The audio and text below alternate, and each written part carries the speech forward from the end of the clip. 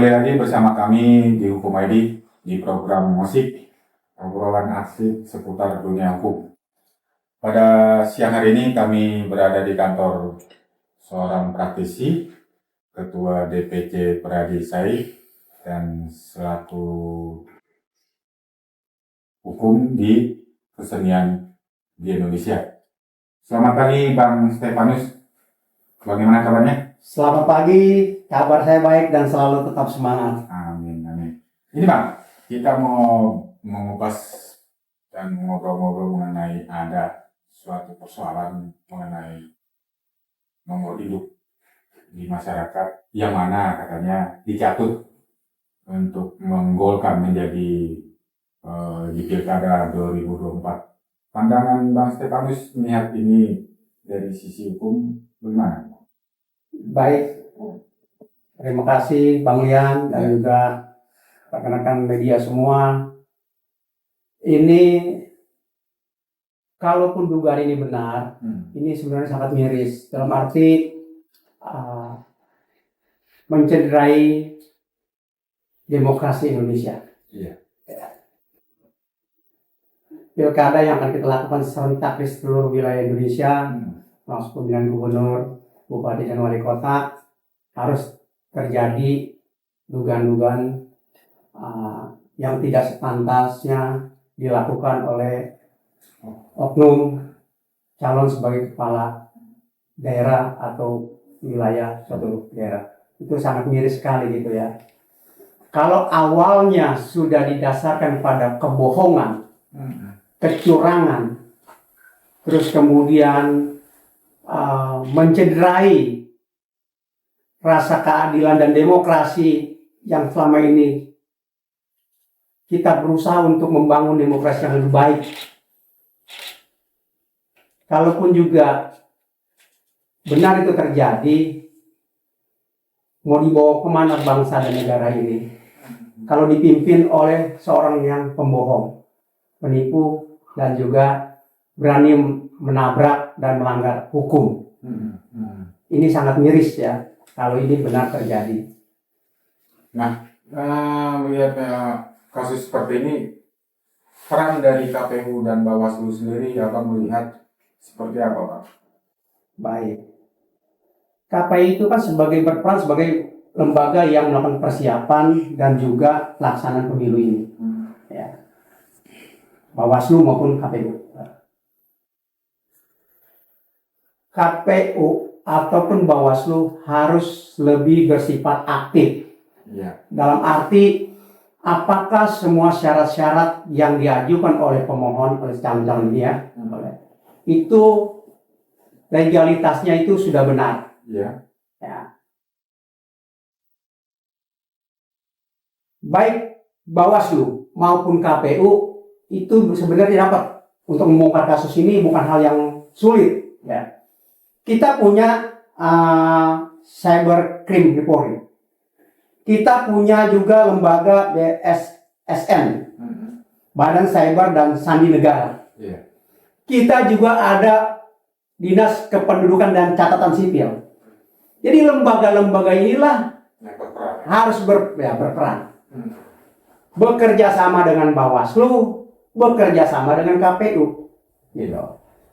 Semua terdata kok. Apalagi sekarang sudah sistem digitalisasi. Ya. Semua dengan mudah kok diakses. Apakah NIK itu terdaftar atau tidak? Itu peran daripada Dukcapil, ya. Dan itu dengan mudah kok. Asalkan lembaga itu bekerja sama secara resmi, secara legal untuk mengungkap kasus ini. Jadi bukan suatu hal yang sulit gitu ya. Karena kita lakukan saat ini mengenai NIK ini bukan lagi secara manual. Zaman bahula, zaman dulu gitu ya, bukan lagi ya. Jadi semua sudah sistem komputerisasi. Jadi ya digitalisasi semua dengan mudah. Jadi gampang sekali mendeteknya gitu. Nah, kalau peranan udah seperti itu Bang, kalaupun seandainya nanti ada kejadian seperti itu,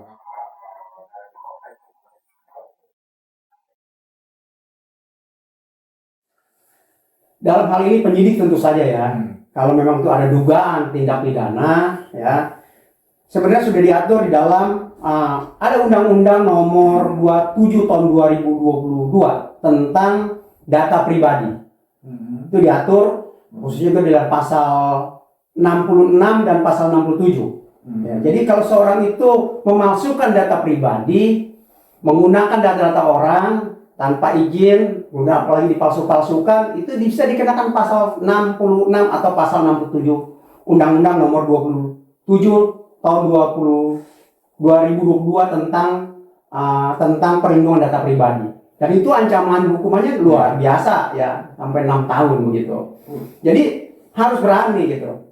Ungkap kasus ini, dugaan tindak pidana memalsukan NIK ini. Tunjukkan kepada masyarakat, kepada rakyat bahwa memang kita akan melakukan suatu pemilihan ya secara adil, secara benar, secara jujur, secara bersih, secara transparan begitu. Jadi kalau ada calon yang diduga melakukan tindak pidana sampai memalsukan seperti ini, ya jangan sekedar sanksi hanya dicoret, sanksi administrasi. Tapi lakukan tindakan hukum yang tegas. Prosesnya supaya apa? Supaya ke depan tidak lagi ini terjadi. Ini demokrasi loh, demokrasi yang sudah kita bangun jangan sampai dirusak. Iya. Sebenarnya peranan dari Dukcapil ini kan sangat penting juga ya Bang, supaya tidak ada terjadinya pembocoran NIK di masyarakat. Ketegasan dari Bang Steve sendiri untuk Dukcapil, karena kan ini sering terjadi Bang. Apa maksudnya? Ya, sebenarnya kalau NIK itu sampai bocor kan sumbernya banyak. Ya, bukan mungkin aja, mohon maaf, bukan hanya dari secara internal dari negara, dari Dukcapil. Ya, bisa juga dari kita lihat ya kalau orang mengajukan permohonan kredit, ya dari pinjam ojol atau dari perbankan, dari yang berkaitan yang berhubungan dengan KTP, ya itu juga seringkali orang-orang jahat ini, orang yang tidak bertanggung jawab memperjualbelikan data-data tersebut, disalahgunakan, gitu. Tapi saya yakin dan percaya sistem Dukcapil kita ini sudah jauh berubah, bukan lagi secara konvensional seperti dulu, ya. Sudah dengan cepat, dengan mudah mengetahui apakah ini asli atau palsu, begitu. Ya, jadi kalau mau bekerja sama antara Bawaslu, KPU, Polri, ya, Cybercrime maupun BSSN itu ya, dan Dukcapil ini sangat mudah pemenangannya. Hal yang terlihat begitu. Asal ada niat, ada tekad dari kita semua aparat penegak hukum membongkar kasus ini, tunjukkan kepada publik bahwa kita benar-benar melakukan pemilihan secara demokrasi yang benar-benar bertanggung jawab. Jadi kehadiran dari pemerintah sendiri untuk melihat pemilihan pilkada 2024 ini.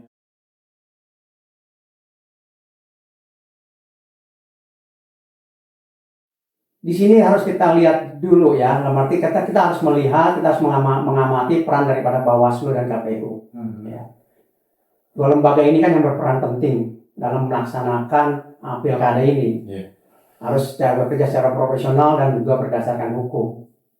Bukalah kepada publik, berikan penjelasan kepada publik bahwa pilkada ini dilakukan secara benar, secara transparan. Kita melaksanakan demokrasi yang secara bertanggung jawab. Ya, jadi kalau tidak dijelaskan kepada publik, nanti ada kesannya, mohon maaf, ada kesan yang ditutup-tutupi, ada kecurangan, timbul lagi kegaduhan di negeri ini. Iya. Apa harapan Abang ke depan untuk pilkada 2024 sebentar lagi kita rayakan, Pak? Saya berharap sebagai praktisi hukum berjalan dengan baik, dengan lancar ya. Dua, demokrasi secara benar ya, tidak ada kecurangan-kecurangan ya. Memang ini suatu pemilihan, pesta rakyat, pesta demokrasi yang serentak kita lakukan di negeri yang tercinta ini sesuai aturan, transparan dan tidak ada kecurangan. Dan itu tunjukkan kepada publik bahwa kita adalah demokrasi demokrasi Pancasila yang bertanggung jawab. Oke, ada lagi ya Bang? Cukup. Oke, demikian para pendengar Hukum ID. Obrolan kami bersama Bang Stefanus S.H. Hum yang mengatakan bahwa di dalam pilkada 2004 nanti ke depan kita harus transparan dan terbuka sehingga masyarakat tahu mana pemilih yang bisa kita pilih dan menjadi seorang pemimpin ke depan. Demikian bersama saya Lian Tambun, kita kembali di program selanjutnya. Sampai jumpa.